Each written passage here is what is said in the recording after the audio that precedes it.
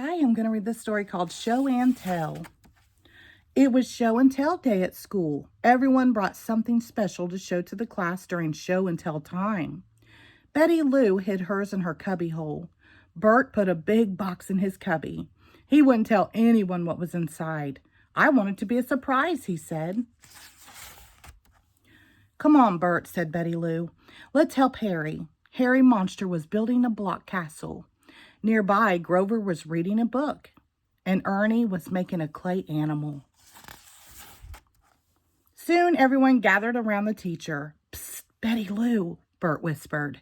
Is it show and tell time? Not yet, Bert, said Betty Lou. It's story time.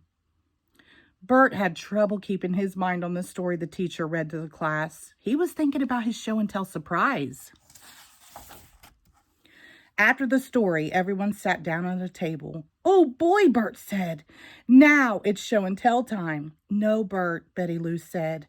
Now it's time to paint. Bert was disappointed.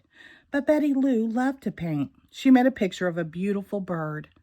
When they were finished, they washed their hands and put their paints away. Bert cleaned up faster than anyone else. At last, everyone was ready for show and tell. Bert could hardly wait for his turn. Cookie Monster was first. He had brought his cookie cutter collection. He had large cookie cutters and small cookie cutters. He had square cookie cutters and round cookie cutters. He had gingerbread man, Santa Claus, and Easter Bunny cookie cutters. Rodeo Rosie showed the class the lariat that her cousin Dwayne had bought her from Oklahoma. She could rope almost anything with that lariat. Josie showed the class her new roller skates and skated in a figure 8.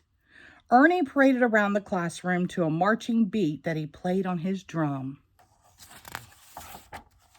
Grover and Prairie Dawn had made a tin can telephone from cans and string. Prairie Dawn held the tin can to her ear, and Grover spoke into the other end. Hi, Prairie Dawn, he said into the can. It is I, lovable, furry old Grover. I can hear you, Grover, answered Prairie Dawn. Farley showed everyone the rubber band airplane he had made. The airplane flew from one end of the room to the other. Harry Monster had brought his dancing shoes for show and tell. He demonstrated a leap that he had learned in dancing class. Jamie went to his cubbyhole to get what he had brought. It was a large pumpkin that he had helped his mother to grow. At last, it was Bert's turn. He hurried to his cubby to get his surprise for show and tell. But when Bert opened the box, it was empty. Oh no, he wailed.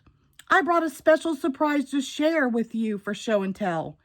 Bernice, my pet pigeon. But now she's gone. When they saw the empty box, they all began to look for Bernice. Don't worry, Bert. We'll find her, Betty Lou said.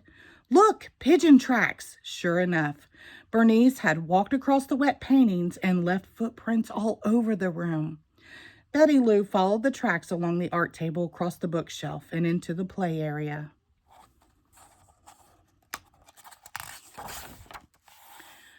Shh, said Betty Lou. I think I know where Bernice is. She crept up to Harry's block castle, lifted up a block from the roof, and out flew Bernice. Bernice, Bert cried, holding his arms out to her. Hey, she liked my castle, said Harry Monster. Catch her, everyone yelled. But Bernice was scared by all the noise. She flew all around the room and no one could catch her. Finally, Bernice landed on a high shelf. We'll never get her down, cried Bert. Wait a minute, Betty Lou said. I think it's time for me to bring out the surprise I brought for show and tell. Show and tell at a time like this, Bert moaned. But Betty Lou was already opening her package. It's peanut butter raisin bread that I made myself, she said proudly. Be quiet, everybody, and let me try something. Betty Lou sliced off a piece of bread and crumbled it onto the floor. She made a path of crumbs that led straight into Bernice's box. Bernice saw the crumbs. She looked at them for what seemed like a very long time. Finally, she hopped down from the shelf and started eating. Following the trail of crumbs, she ate and ate until she ate her way right back to her box. Bernice, sighed Bert as he scooped her up. Your peanut butter raisin bread really did the trick, Betty Lou. How about a piece for you, Bert? Asked Betty Lou. And the next time we have show and tell, why don't you leave Bernice at home and bring your bottle cap collection instead? The end. Thank you.